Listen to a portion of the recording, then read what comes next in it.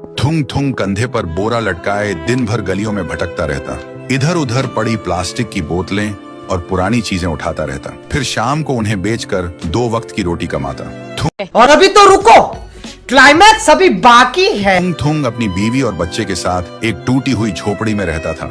गरीबी इतनी थी कि कभी कभी नमक रोटी भी नसीब नहीं होती थी। भूख मिटाने के लिए पेड़ों के पत्तों का सहारा लेना पड़ता।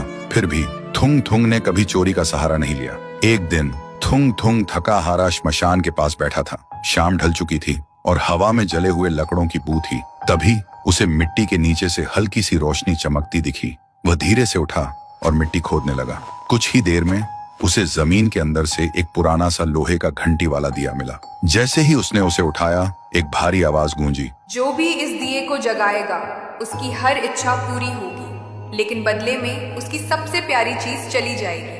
थुंग थुंग का दिल जोर जोर से धड़कने लगा। वह मन ही मन सोचने लगा,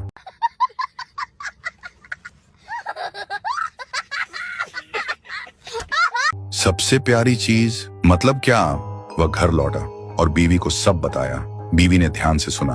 उसकी आंखों में डर भी था और थोड़ी सी उम्मीद भी। फिर बोली, 3 दिन से बच्चा भूखा है, क्यों ना पहले खाना मांग ले। थुंग थुंग ने कांपते हाथों से दिया जलाया और धीरे से बोला, हे दिए, मेरे भूखे बच्चे के लिए अनाज दे दो, बस पेट भर खाना दे दो। अचानक पूरी झोपड़ी अनाज और रोटियों से भर गई। बीवी खुशी से रो पड़ी।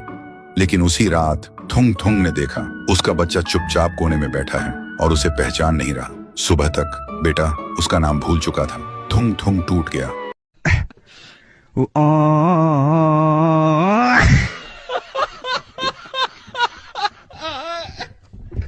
लेकिन घर में अनाज था और भूख खत्म हो चुकी थी। उसने खुद को समझाया, बाद में बच्चे का इलाज करवा लूंगा।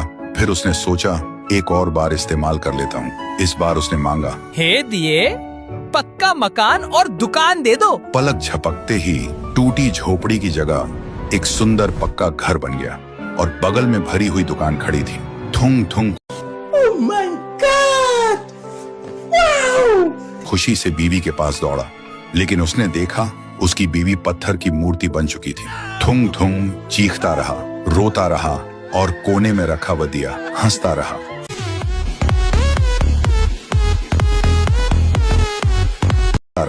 क्योंकि शर्त वही थी, हर बार सबसे प्यारी चीज खोना। अब थुंग थुंग के पास बड़ा घर था, पर वह पूरी तरह अकेला पड़ गया था। वह रोते हुए पत्थर बनी बीवी को गले लगाकर बोला, मुझे ये अमीरी जिंदगी नहीं चाहिए। मेरी बीवी और बच्चे को पहले जैसा कर दे, भले ही हम भूखे रहे।